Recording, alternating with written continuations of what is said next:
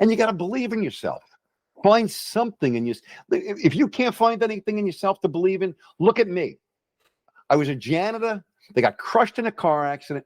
They had no skills, no abilities, no college education, no connections, no resources. But yet I've made millions of dollars over the years.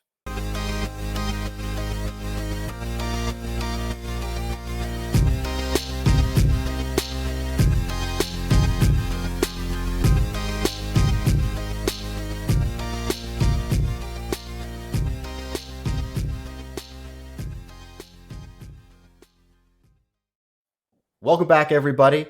We are joined today by best-selling author John Rowley. He's the longest-running success on ClickBank, and the media calls him America's lifestyle strategist. I'm hoping to find out what they mean by that today. Welcome, John. Welcome. How are you guys doing today?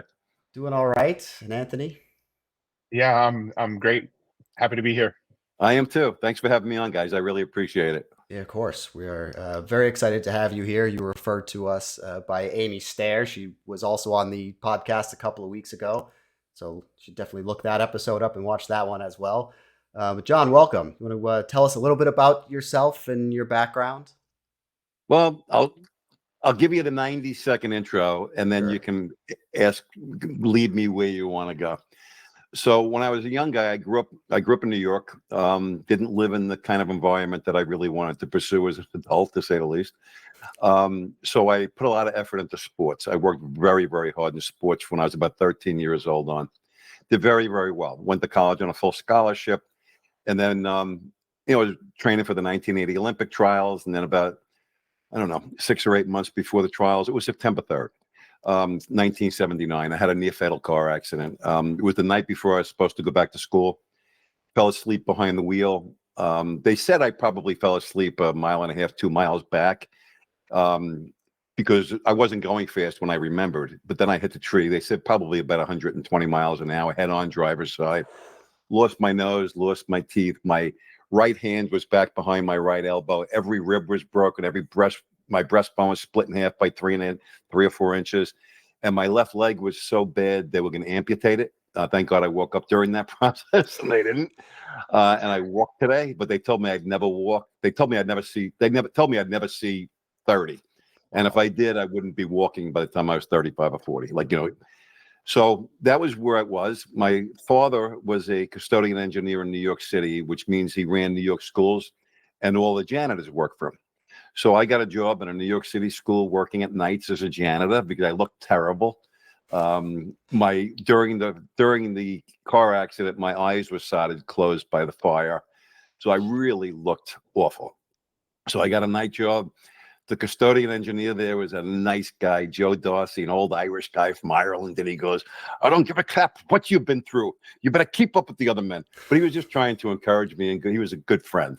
And I did. I had one arm, one leg. I was on a walker, and I outworked everybody else in the union.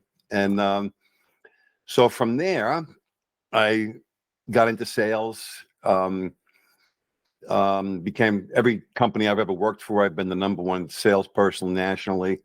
And then when I was about 27 or 28 years old, I was starting to look a little better. I wasn't walking with as much of a limp. My face kind of healed up. Still wasn't great, but it healed up. It's still not great. And so I interviewed at about 300 companies in New York City. I wanted to get into Manhattan real estate. And everybody gave me the same song and dance. And this is probably going past 90 seconds, but I'll stop in a second. So I interviewed at probably about 300 companies in Manhattan. I owned one suit. It was the suit I got married in. I had no money. Had three children at the time. I have 4 now, but I had 3 children at the time. I just kept interviewing until I found somebody stupid enough to hire me. They hired me, but they hired me as a property manager. The name of the company was William B. May. It was one of the top 3 companies on Madison Avenue. And they hired me because they had lost 30 buildings that gave 30 days notice. So I quit my job as a janitor. I was actually making more money as a janitor than and I wasn't really a janitor at that point. I was running the boilers in a building, so I was an engineer. But when I got in there, I found out that I had 30 buildings. The average property manager had 6, but every one of my 30 buildings had given 30 days notice. And I knew nothing. I'll tell you a funny story. My first day at work was I think it was a Friday night. It was a board meeting for 7 Park Avenue. Harry Helmsley was the sponsor of the building, which means he owned the building and he converted it to a co-op. So he still had the majority shares in the building. And I walked in and I asked my boss, what should I do? Because it was my first meeting. I didn't even go to work yet. I worked as a janitor that day. That night, I was at my first board meeting, and then I started my full-time job on Monday. And he goes, don't do anything, just do the minutes. I'm thinking, it's my home run, man. Do the minutes. So we go in, I did what I thought was the minutes, went to work the next day. My boss, Mr. Harris, yells across the office at me. He goes, Mr. Rowley, he goes, can you have the minutes on my desk in the next hour? I said, sure. I said, in fact, I can do you. I had a very deep accent at the time. I can do you one better, Mr. Harris. 72 minutes. I thought I did a great job. I was an athlete. I knew how to time a meeting. Well, I'm assuming you and all your listeners know what minutes are. They're the corporate record of the building. Yep. I had no idea. I didn't know how to do it. My secretary came in my office. She goes, you don't know anything. She goes, what were you, a porter in one of the buildings yesterday? I said, no, I was a janitor at Franklin K. Lane High School. She goes, oh, I went to Franklin K. Lane. She goes, wait. She goes, I'm losing my job because you don't know anything. I said, listen, you got 2 choices. You could tell them that I don't know what I'm doing, and they'll fire me, and I'll go get a job somewhere else, and I'm going to keep at this until I'm the #1 guy in New York real estate. Or you can stick with me, and I promise the next year will be very eventful because I really don't know anything. We'll have a lot of fun. Long and short of the story was 8 months later, I was the youngest senior vice president in Manhattan history ever. And Barbara Corcoran, who I'm sure you know, she's on the Shark Tank today. Her and I became very, very fast friends. She saw how ambitious I was. So within a month of me being there, her and I had breakfast, I think 4 times a week, every week. We didn't do it on Fridays, but we usually met for breakfast pretty early in the morning, about 5:30 for a quick breakfast every day for years. And she became a very good friend. She wanted to open up she wanted to buy a property management company with me, which we were pursuing. And then when I was 35 years old, I just didn't want my kids growing up in New York anymore. So we moved to North Carolina with nothing. Again, I didn't have anything when we moved here. So anyway, that's the 90-second version that turned into probably 5 minutes. No, that's quite a story. I want to kind of just jump back to the beginning. So you're in this near fatal accident, and I'm just curious, what's going through your mind once you've sort of come to from that, and they're telling you you're never going to walk, and you might have to lose a leg, and all of this. What's going through your mind at that point? Yeah, that's a good question. I've done a lot. This has come up a lot of times when I do TV and stuff, but nobody's ever asked me that question. That's a good one. What was going through my mind is I didn't have any choice. Like, what choice do you have? I woke up eventually. I don't remember 2 years, so I don't have a lot of memories. But when I do remember waking up, and at least my memory, I was racked up pretty good, so my memory is not that great either. But on my dresser in my bedroom was the training journal from when I was an athlete. I remember ripping the cover off. I only have one arm. I remember ripping the cover off. I have 2 arms now, but I only had one that worked back then. I remember ripping the cover off and all the pages out and throwing them in the garbage. And I wrote at the top, 1 crack at a time. And what that stood for was my goal was to walk 1 crack on the sidewalk at a time. I lived on the 2nd floor of a small house. So I asked my brothers to take a bunch of ties that my father wouldn't miss and tie them together. So they did. They wanted to ask me why. I said, you don't need to know. Because I didn't want them getting in trouble, because my father was pretty rough. And so when my parents finally went back to work, they had to take some time off to stay with me. When they finally went back to work, I was still in very, very bad shape. But I went out and I took one arm, took the ties, tied them to my walker, which was made out of metal. They didn't have aluminum and all that kind of stuff back then, lightweight stuff. And I lowered it down the stairs. Then I slid down the stairs, got out of the house, made it 1 crack. It wasn't even a crack on the sidewalk. I didn't make it to the sidewalk. It was just a sidewalk in my house going to the sidewalk. I made it 1 crack, went back, got into my bed, and right about that time, my parents were getting home.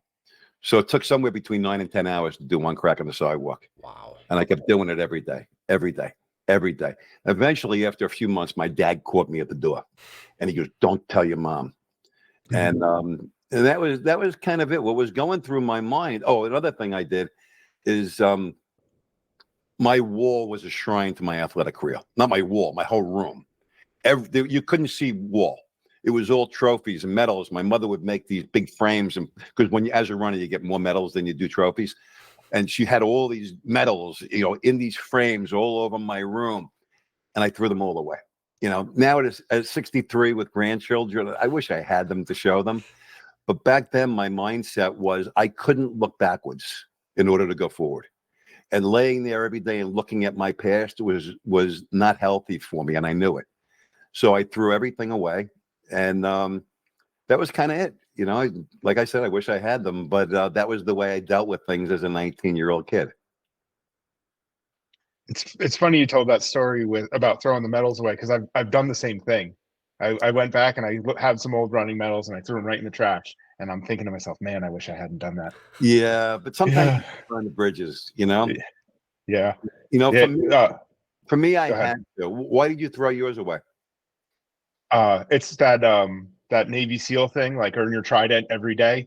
Yeah. It's like you said, you can't be looking backwards. You got, but there's a lot of good stories in history that come with the stuff that you did in the past, and that's the part I miss. Like I don't even remember what those races were, but if I had the little memory, the token that was like, oh, I did this thing, I would remember the people I was with, and the experience I had. And so even though I'm looking forward, it's like I wish I had the history and the token that reminded me of that history. Yeah, me too. I've got 9 grandchildren, ranging from my oldest will be 17 in a couple of days, so from 17 down to about a year and a half.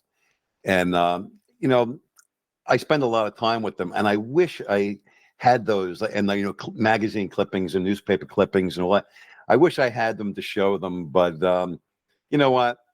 Part of me is like, I'm just better off focusing on them anyway. Instead of, most of them are too young to really understand anyway at this point.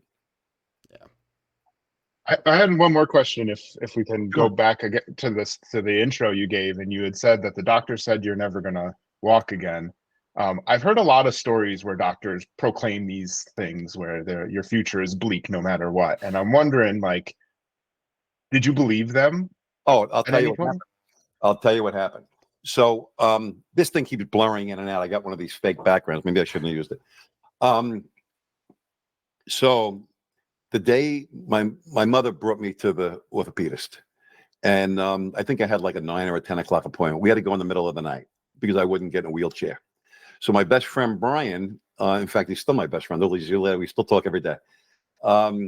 He came over, got me into the thing. And however, what time of day it was, I don't know.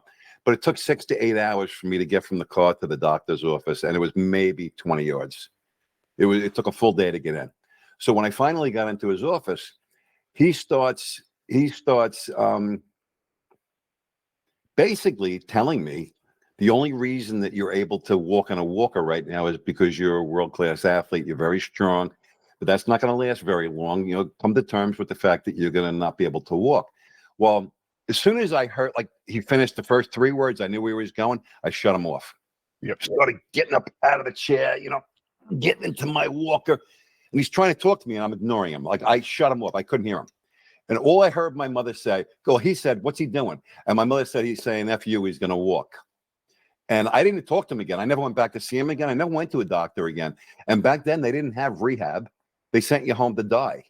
So that's what they did with me. They sent me home to die. And it wasn't happening. I was in so much pain, I knew I wasn't dying. I figured if I was dying, it might not be as bad, But it's just like anything in life, it's just a mindset. You choose to give into it, or you choose to not. And I chose not to give into it. I chose not to let that car accident define the rest of my life. And it's funny, I never talked about the car accident until I came out with my very first book. I was in my 40s. And the publisher, I went to meet with him, and he asked me a question about something. And I said, I don't really remember that time of my life. I had a very bad car accident. What kind of car accident? Do you have a picture? I said, no. He goes, ask your mother. So I called my mother. They had one picture of the car. We put it in the book. And so since then, when I do TV, radio, people will ask me about it. Now, when I do podcasts like this, like that are supposed to be inspirational, I'll bring them up. But until I did my first book, that was part of my past I didn't really like to revisit too much. Yeah. So even though you don't really or didn't want to revisit it, did sort of the overcoming of that extreme adversity help kind of shape the rest of your sort of life trajectory? That sort of make Yeah. everything else much easier because it's not a near fatal No, car accident, or no, my life hasn't been easy. From day one. That was just the start of it. Um, no, I've had a lot of challenges over my life, but what it did do is it let me know that I could overcome anything in my life. Yeah. When you get crushed behind a curtain of metal, and my nose was cut off. I was bleeding to death in the middle of the street, and when you overcome something like that, I guess it just does something to your tenacity. Like, I'm not going to give up on anything. I've been sick. This is the first interview I've done in probably 6 years. I got very sick 6 years ago. I had open heart surgery. That was a genetic issue. I had a triple bypass. Piece of cake. Went in, there's a whole bunch of people getting ready to go get cut open, and these big guys, they're crying. And I felt bad for them. So I said, let's pray, guys. So I prayed with these guys, and I went in. I was ready for battle. Even my son goes, you're walking like you're walking into war. I said, I am walking into war. And I got up, and, when they got me walking, I was like, how far has somebody walked? And they're like, if you can make it to your door, that's good. I did a full lap the first day. I was keeping notes of how far I was walking. They sent me home, and I had to do this. So I did double the amount. And what happened was, after about 10 days of being home, I ended up spiking 104 plus fever for 10 days in a row. My son, Jim, was a hero, man. He picked me. All my kids are, 3 out of 4 of my kids are married. They all, none of them live with me. And he lives 45 minutes away. He was at my house 3 and 4 times a day, bringing me to doctors, to the emergency room, back to the cardiologist, to the family physician, and they couldn't figure out what was wrong. But I was dying. And then one night, this was the last night. It didn't get any better after that. But I was in my bed recording goodbye videos to each of my kids, and I got up to go to the bathroom. And when I was walking to the bathroom, I started losing my sight, my hearing, lost control of my bowels, lost control of it. And I don't like, this is not something I'm proud of, but it's something people go through. And next thing I remember is my son picking me up. I must have fell on the floor or something. I don't really know. But I must have also texted him. It was probably 2 or 3 in the morning. And I think I texted him. And it was something along the lines of, buddy, come and get me. And if I'm not here when you get here, it's not your fault. I didn't have it in me to call anybody. So they got me to the hospital. They told me a couple of months later that I literally had about 2 hours left. I had severe sepsis. I've got blood clots in my lungs that I'm on blood thinners for now. A year and a half, 2 years ago, I couldn't walk. I went from 218 pounds solid muscle with a 30-inch waist to 132 pounds. And I was dying. And then I started getting a little bit better, and then I got really bad again. And it's been about 5 years of it. And I turned the corner. I'm doing really good now. But it's taken some time and some tenacity. But back to your original question, a couple of questions back, is how the car accident help? I did the same thing when I was recovering from open heart surgery. I set goals. I stuck to the goals. I let other people know my goals. Like I would let my kids know. I'd post them on Facebook to keep myself accountable. Whatever it took to keep myself motivated and healing. And nobody thought I would make this. My son has 2-year-old twins. The 3 youngest are twins, and then a 1.5-year-old boy. And nobody thought I would see them born. They had my funeral planned. They written the eulogy, the whole 9 yards. Nobody thought I would make it, but me. I wasn't giving up. Again, I felt too crappy to die. I wasn't dying. Although I did have one night where I was sitting at the counter, and my wife said I passed out. I fell on the floor, got up, took a couple of steps, and it happened like 5 or 6 times. I kept passing out before I got to the bed, and I don't remember any of it. And the EMS got there, and I said, and I felt so peaceful. I said, I don't want to go to the hospital. I said, this is the best I've felt in months. And he goes, best because you're dying. He goes, if you can just sit up for 1 minute, we'll have a conversation whether or not you go to the hospital. I was fighting like I was fighting for my life, like I was squatting 1,000 pounds. And I fell over. I said, how long was it? Like 8 seconds. They brought me to the hospital. My heart stopped in the ambulance. They got me going again. So, and I don't want to take the whole time about this stuff, but life happens, and you have two choices. You choose to fight back, or you choose to give up. If I would have given up, I'd be dead by now. I'm glad you didn't. Yeah, Yeah, absolutely. I'm very glad you didn't. Yeah. I wanna like talk a little bit more about some of the good stuff that has happened as a result of this sure. tenacious attitude that you have. Maybe you can tell us some of these like really cool accomplishments that you're particularly proud of. Well, I was youngest senior VP of Manhattan real estate, going from a janitor to that. When I moved to North Carolina, I became one of the top realtors down here, but I hated it. It's nothing compared to Manhattan. Manhattan is a completely different animal. In fact, the Empire State Building there, that was one of the assets of my company. I worked for Harry and Lee Helmsley. So that was one of our assets. I went to board meetings for that and all, the Empire State Building.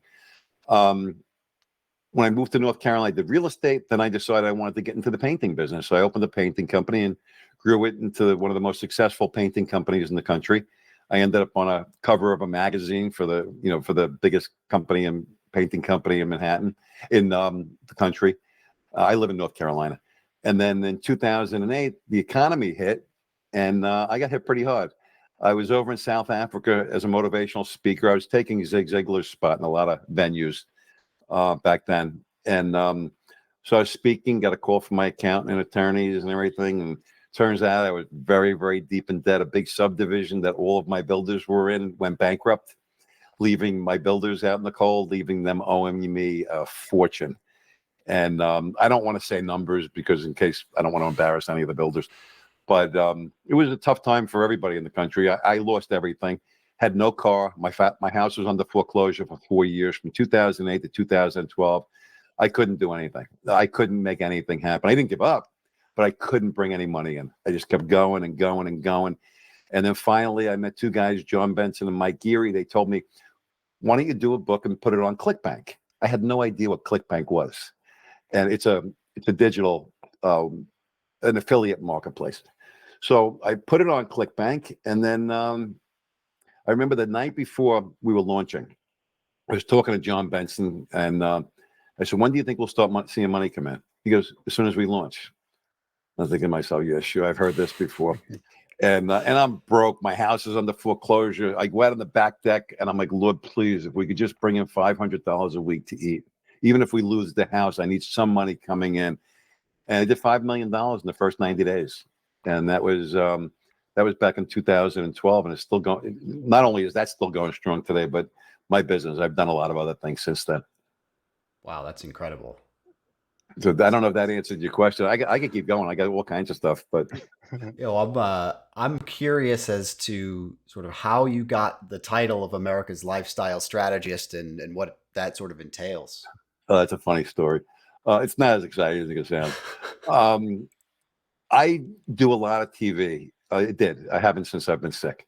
On business, motivational type stuff, but I'm also a health and fitness professional.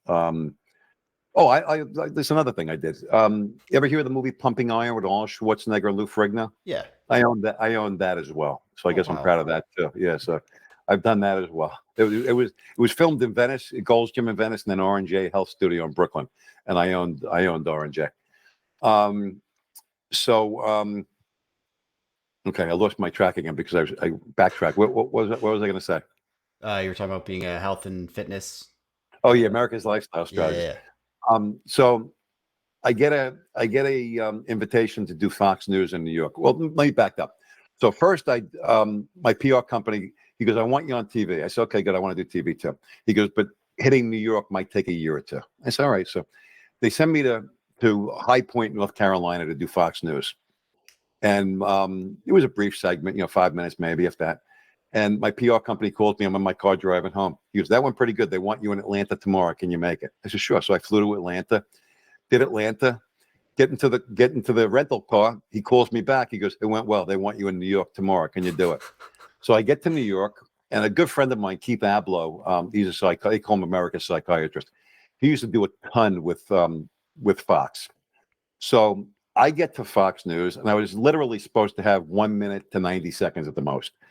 The producer walks up to me, and he goes, you got 90 seconds, You need to know anything? I said, yeah, how do I get invited back? And he gets right in my face. He goes, don't suck. This is the big time. Okay. So I go out and they bring me out to the on-air person. The on-air person goes, she goes, aren't you John Rowley? I said, I am. How did you know me? She goes, well, I lived in this building. Your company managed it. I remember you speaking at one of the annual meetings. She said, but I also read your book. And she goes, I heard about your car accident and stuff. And then the producer goes, wait. He goes, you're John Rowley? I said, yeah. He goes, had lunch with Keith Abloh yesterday. He turns to her, he goes, call him America's lifestyle strategist. So the reason being is because everything that I do, whether I'm talking on business, fitness, entrepreneurship, online market, whatever it is, I always bring health and fitness into it because I feel like the person behind the business is the driving force. And, you know, I see a lot of people in business that they become successful in business, but in the process, they let themselves go. So my whole shtick is lifestyle, having a successful lifestyle. If you want to achieve things in business, you need to have successful habits instilled. Otherwise, you're gonna end up not being successful. You want to be fit, you have to have successful habits. You want to be successful in any area of your life. If you want it to be effortless, it has to be you have to have successful habits. So that's how the America's lifestyle thing came about. And I use it because I like it. It sounds good. Yeah, it does. I like it. Yeah, I totally agree with you that like an individual's health matters so much for everything else that they do. If you don't have a clear head, if you don't have energy, like the energy to do it, but also the positive energy you need to like inspire others to be a part of whatever it is you're trying to do, it's so much harder to get where you're trying to go. So that's something I'm trying to do in life here is like, okay, how do we build an environment even for my kids? Like, what is the environment that I'm building so that health is part of every day? It's not a extra thing that we dread going to do. Exactly right. Exactly right. And in business, if you're not healthy, if you're not energetic, it's an uphill battle. One of my biggest assets is the fact that I'm very even 63 years old and being sick these years, I'm very energetic. I've got a lot of energy. It's one of the things I focus on too. I didn't do a lot of cardio when I was young, but now I do cardio 6 days a week and quite a bit of it because I need my energy to be up. It's nice to have muscles and everything else from the gym, but in order to be successful, you need to have a lot of energy. And most guys my age are shot by now, and I'm still doing pretty good. I got another 30 years to contribute. Well, let's talk about those next 30 years. So, what do you have as some of your short-term and long-term goals, and how do you sort of plan to achieve them? Well, I'm pivoting. I decided to pivot about a year ago. So instead of doing fitness stuff, I'm opening up a publishing company. So we're going to continue to do fitness stuff, but I'm going to publish other people and let them be the face of the product, and I'll handle the marketing and the things that go along with that. My company will. And for me, I'm pivoting into training and serving entrepreneurs. I'm so passionate about entrepreneurs that I just wrote a book. It's called The ClickBank Success System. And we're really going to focus on ClickBank because I've been the longest running success there. I've done very, very well there. And I got a lot of friends in the marketing world. I don't know if you know any of these names, but Jay Abraham, John Benson, Mike Geary, Todd Brown, Seth Godin, all these guys are friends of mine. And I threw Seth in there. Seth I know pretty well, but I wouldn't classify him as a personal friend. But I know all these guys, and I don't want to compete against them. And there's nobody really focusing on ClickBank, even though it's huge. There's millions of people on there. So I'm going to focus on serving those entrepreneurs. This way, friends of mine like Jay Abraham, David Deutsch, John Benson, I can bring them in and serve these people without competing with them. So even though we all train marketers, they train more marketers in a general sense. I want to train ClickBank marketers, but more than just train them on marketing is teach them how to start their business, run their business, be financially successful, reinvest your money, be physically fit, have good habits, have a good lifestyle, things like that. So it's not just marketing, but time management, all those things. So to answer your question, I really want to spend the rest of my life contributing. I know how to make money, and then I'll make money contributing, but that's more important to me. Like I could come out with a fitness book right now. I was the first person to have a hard product or a supplement on ClickBank.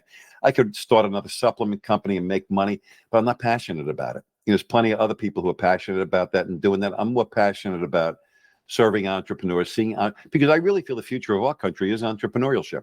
A lot of people, when I was a young kid, everybody would go get these union jobs, or the few people in my neighborhood that went to college, they go work for a big company like IBM. And what's happening is, as a young guy, I didn't see the era of the golden watch being there when I was old enough to retire. And so I've always been an entrepreneur. And people like my parents, like, I don't know how you do it, that kind of thing. I think entrepreneurs, if you're a good entrepreneur, you're the most stable person out there, because you're the one, you create your own livelihood. You're not dependent on anybody else. Like, nobody can fire me. If I stink, I don't make any money. If I'm good, I make a lot of money. Right. Natural consequences and good signal. Yeah. But also, one more thing I want to add to that. My pastor, Chris Jones, he's got an incredible work. I don't want to get into all of it, but he's helping with putting a big dent into human trafficking, homelessness, helping the homeless, feeding the homeless. I want to put a lot of effort into that area as well. So along with helping entrepreneurs, I'm hoping at one point, when I feel comfortable doing so, selling to entrepreneurs, hey, if you have any extra money, you want to support this good cause, do it. Because I want to take what Pastor Chris has done here in a very bad part of North Carolina, and we want to bring it to Chicago, New York, Dallas. We want to duplicate, just like you would in business. I want to help him duplicate into other areas. And I'm not a pastor; that's not my gifting. But my gifting is business, so I'm hoping I can financially support them and help them grow and help them with their marketing and things like that. Yeah, that's awesome. So why don't we wrap up by you letting people know how they can get in touch with you if that's something they're interested in helping with or being a part of? Well, I'm on Facebook. You can just look up John Rowley on Facebook. I don't even know let me see if I can find out what my thing is, because I prefer people to go to the business page, because I got too many people on the other one. Mm-hmm. It's Facebook.com/John Rowley Official. So just like that. And if anybody needs anything, or if you guys need anything, just let me know. And I hope I served you guys properly by answering your questions. I know I kind of went on a bit about certain areas of my life. I mean, it was all fantastic from my point of view. It was really, really interesting. Did we miss anything that you guys wanted to know about? Yeah, I was just thinking to like sign off. You could offer some words of encouragement to the listeners. Like, there are people who are in all different states of life. Maybe they're having trouble like getting the motivation that they need to do the thing they know they need to do. Like, what can you say to the people who find themselves in the troubled part of their experience and need to get themselves out? Well, first of all, know that there's a loving God that's there for you. And I'm not saying that I'm not an evangelist or anything, but the bottom line is if you know that there's a power greater than yourself that's willing, that not just willing, but wants to help you, I think that makes it a little bit easier. I didn't come to that understanding until later in life. I was 35 years old, but don't give up. I had a period of my life, and I'll make this story brief. I lived in Florida with my family as a young guy. I was about 24, 25 years old. I opened up a company. It did very, very well. And then the economy crashed. And so there was a guy in Florida. He had a huge business in DC. He wanted to help me with my company, move me to DC, blah, blah, blah, blah. Well, what happened was something happened up there. I don't want to get into all the details, but something happened up there with his company. We got stuck in New York at my in-laws' house because we went on a little vacation before we made the move, so my kids and my wife could see my in-laws. We ended up getting stuck there, and if it wasn't for my in-laws, we would have been homeless. We literally lived on the living floor of my in-laws for at least 3 or 4 months minimum, and that's when I got into Manhattan real estate. Actually, I started interviewing companies right from there. Had no money, no dignity. It was a really tough period of my life, but the thing is, it passes. It passes if you don't belabor it. If you don't just focus on, go do something. If you want to start a business or you don't know what to do, I'll tell you something right now. There's a lot of people out there that need their windows washed. Go buy a friggin' bucket, a sponge, and a squeegee, and go knock on doors. Believe me, people will hire you. Every company I've ever started, I've started with no money. I never raised money because I don't believe in that. I don't like debt. And when like my construction company, I went door to door, man. When I did real estate sales down here, I made 300 phone calls every day, day in, day out for years. And then when I finished making 300 phone calls, then I went and knocked on doors. You know, the bottom line is success is there for the taking, but it's not going to fall in your lap. You got to do something. You got to puff it, and you got to believe in yourself. Find something in you. If you can't find anything in yourself to believe in, look at me. I was a janitor. They got crushed in a car accident. That had no skills, no abilities, no college education, no connections, no resources. But yet I've made millions of dollars over the years. And listening to me, I'm not the smartest guy in the world. I'm not the best looking guy in the world. I can't sing and dance, but I'll tell you something. When I put my mind to it, I achieve it. And I achieve it because I don't focus on anything but that. I burn the bridges. Just like I told you, I threw all my medals away. I don't look back. I shouldn't say I don't look back. Everybody does. Everybody has their own challenges. But I try not to look back. I try to move forward. And I set a goal, and I do everything in my power to achieve it. In fact, every year between Christmas and New Year's, I take a week off, and I spend the whole week setting goals for the upcoming year. And then I kind of review. I don't do it as much these days since I've been sick as I used to. But it's a good habit. Set goals, and then determine what habits do you need to have in your life in order to achieve those goals. And so write a list of habits that you need to achieve these goals. Getting up early, making 300 phone calls a day, whatever it is for you. But then also put a list of disempowering habits that you have. You sleep in too late. You eat too much junk food. You watch TV when you should be working on something.